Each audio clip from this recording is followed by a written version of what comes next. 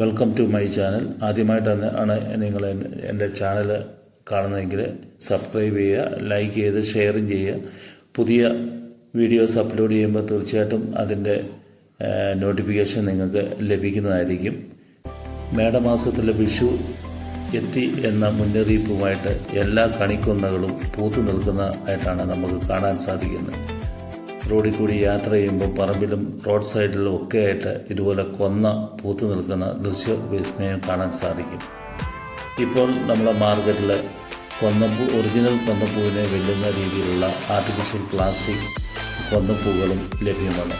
ഇത് ചങ്ങനാശ്ശേരിയിൽ നിന്നുള്ള ഒരു കാഴ്ചയാണ്.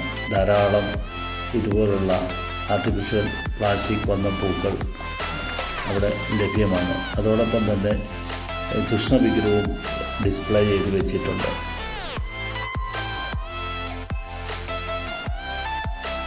ഒറിജിനലിനെ വെല്ലുന്ന പ്ലാസ്റ്റിക് പൂക്കളാണ് ഇവ ഓരോന്നും.